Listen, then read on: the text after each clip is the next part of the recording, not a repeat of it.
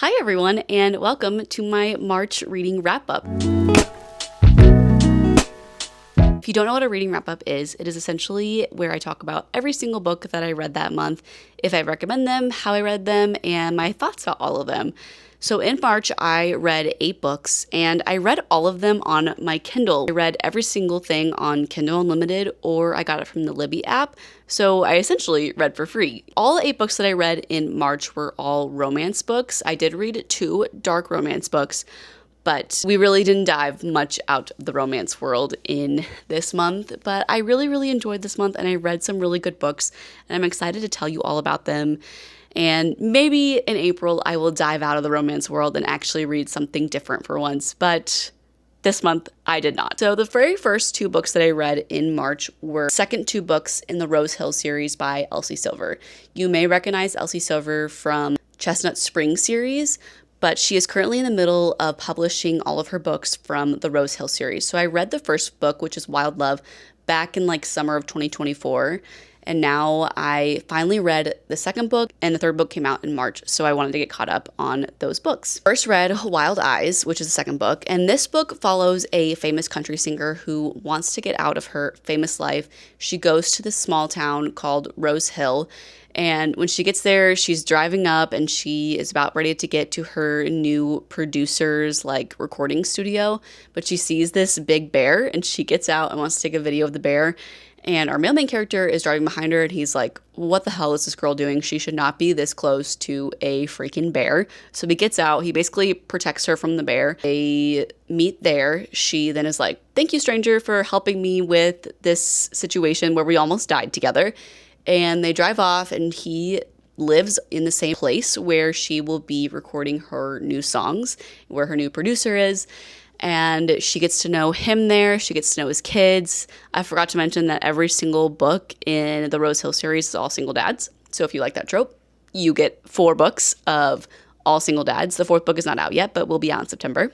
And he is a horse rancher on this ranch while she is kind of trying to rediscover herself, rediscover her music, and find herself again. Both deal with a lot of heavy mental health, but it's definitely mostly her in the story. And I absolutely love this book. I rated it 4.5 stars. Definitely would recommend, especially if you are an Elsie Silver lover, you need to read this series. So the 3rd book came out, I believe, at the beginning of March, March 3rd or something like that. So I was getting prepared and read the 2nd book, and now we have the 3rd book, which is Wild Side. This book is definitely heavier and deals with heavier topics than most of Elsie Silver's other books. But essentially, this book kind of focuses on the little boy in this story. The little boy, his mother, has just died. The mother is our female main character's sister, so she is the aunt of the little boy. And the male main character was the landlord of the sister. And so he kind of helped take care of the little boy. And the sister left the little boy in custody of the landlord. And our female main character, the aunt, she's like, why the heck would she do that? Why wouldn't she leave him in my name? And she has no idea what this landlord is all about. And the sister kind of lived this very secret life. She was an alcoholic and a drug addict. I believe, was she an alcoholic? I can't really remember. She was either a drug addict or an alcoholic. I believe the drug addict.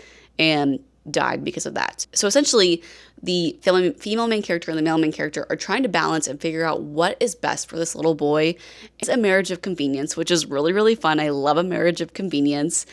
And he is also a professional wrestler, so it's also kind of a sports romance as well. I really love this one. I rated it 4.75 stars. Definitely recommend it, and I would recommend the entire Rose Hill series and any of Elsie Silver's books to you. 4th book comes out in September, which I'm really excited. I finished the Rose Hill series. I was like, I am craving another interconnected standalone series where everyone's kind of this found family. They all know each other.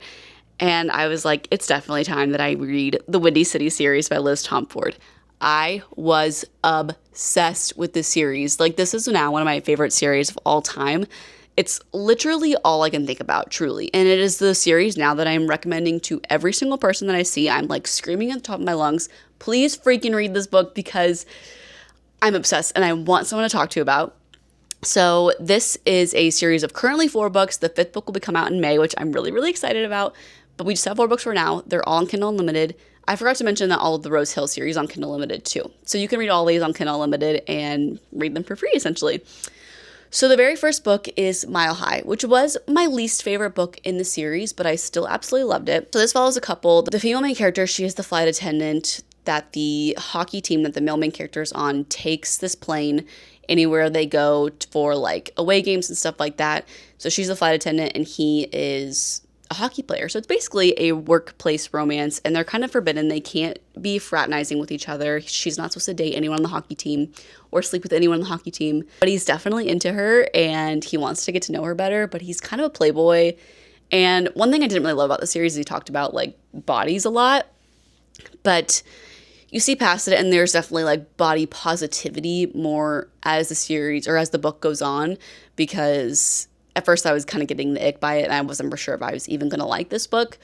But once you kind of get past it, once you get like 30% of the way in this book, you realize that our male main character is more than just some playboy who's into women's bodies. Like, he definitely has character development, character depth. So if you just like power through that first 30%, you're like, oh, I understand this man better now. And you will like it. At least I did. So I rated this book 4 stars. Very spicy, very fun, but not my favorite in the series. The next book, though, is my favorite in the series, and that is The Right Move by Liz Tomford. This is book number 2. It is a basketball romance. It's brother's best friend, forced proximity because they are roommates, and fake dating. This one, amazing. Like, I can't even talk about how much I love this book. I've related to the female main character so much. Basically, the male main character is the twin brother of the female main character from Mile High. So the female main character in The Right Move, she is the best friend of our female main character from the first book. So they're connected in that way. She lives with him now because she just got out of a really bad engagement where she got cheated on. So she's dealing with all of that. And he is just this perfect, sweet man who literally never dates, doesn't have a girlfriend, and his basketball, I believe, manager, he's worried about him. He's like, I feel like you're only about basketball. You never date anyone. You have no plans for the future. So he is like fake dating her so that a way he can get like under a good impression under his manager. So that a way they don't drop him for being like only just a basketball guy and not like a family guy. So love, love, love this one. My favorite in the series. Now, the third book, this is a baseball romance. And they're all within the same realm. They're all friends with each other. They all know each other. But this one, I feel like, kind of takes a shift. And now we're with, like, a different family. So our male main character, he is a single dad. He didn't know that he was a dad. So essentially, the mother of the baby told him that she was pregnant, and one day just drops off the little boy, and he now has to deal with the fact that he's taking care of this little boy that he absolutely loves and wants, but while being a professional baseball player. So the manager has a 25-year-old daughter that will be in Chicago for the summer, and she's kind of left her famous pastry chef life to kind of get away and reset herself. And so he's like, I had the perfect nanny for your son while we were away at our baseball games. And so, yeah, single dad, nanny romance. And she's also trying to like discover herself, rediscover her love of baking and getting away from that just famous pastry chef life. Love this one. This was my second favorite in the series. And the fourth book is the younger brother of the baseball player in our previous book. So he's also a baseball player. And this book is accidental marriage, workplace romance. Love this one as well. I rated it 4.5 stars. I rated Caught Up 5 stars. Yes. So The Right Move and Caught Up are both 5 stars.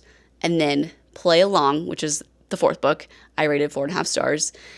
So essentially, the baseball player in this book, he is in love with the doctor on their team, and she is very career-oriented. She wants to become the main doctor of a sport team.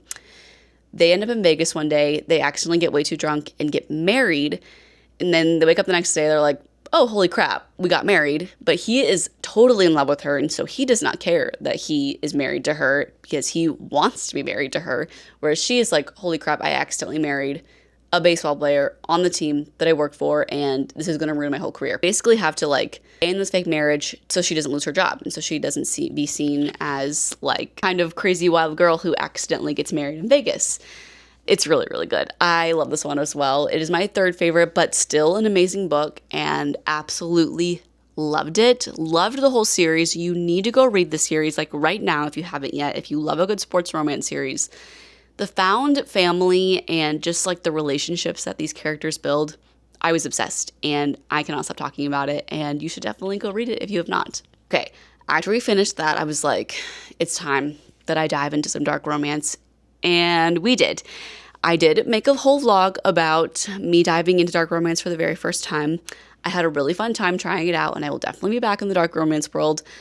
But the very first book that I read, I did not love, which was Butcher and Blackbird.